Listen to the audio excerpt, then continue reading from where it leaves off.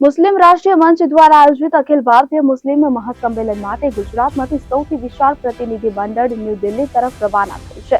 આ મહાસંમેલનનું ભવ્ય આયોજન રાજધાની દિલ્હી સ્થિત તાલકટોરા સ્ટેડિયમ ખાતે કરવામાં આવ્યું છે। દેશના અનેક પ્રાંતોમાંથી આગેવાનો, યુવા કાર્યકર્તાઓ, મહિલાઓ તેમજ ધાર્મિક વિદ્વાનો હાજરી આપવા માટે આવી રહ્યા છે, પરંતુ ગુજરાતમાંથી જોડાવનારી સંખ્યાને લઈને વિશેષ ઉત્સાહ જોવા મળી રહ્યો છે।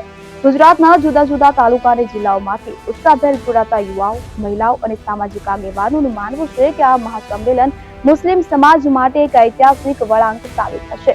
સલીમ ખાન પઠાણ, ક્ષેત્રીય સંયોજક સાથે મુસ્લિમ રાષ્ટ્રીય મંચ ગુજરાત પ્રદેશની અધ્યક્ષતામાં ગુજરાતના તમામ જિલ્લાઓમાંથી હજારો કાર્યકર્તાઓ આ મહાસંમેલન માટે રવાના થયા છે।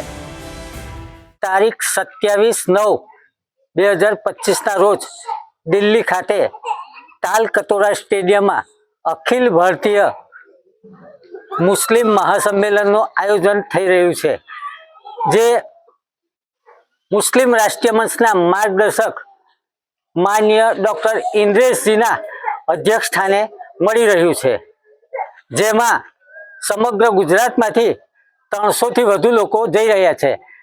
એમાં ભરૂચ જિલ્લા એટલે કે સાઉથ ગુજરાતમાંથી સૌરાષ્ટ્ર, જુનાગઢ, જામનગર, રાજકોટ, ભાવનગર, કચ્છ વગેરે જગ્યાથી ઉપરાંત અમદાવાદ અને ઉત્તર ગુજરાતમાંથી 3 બસોનું આયોજન કરેલું છે।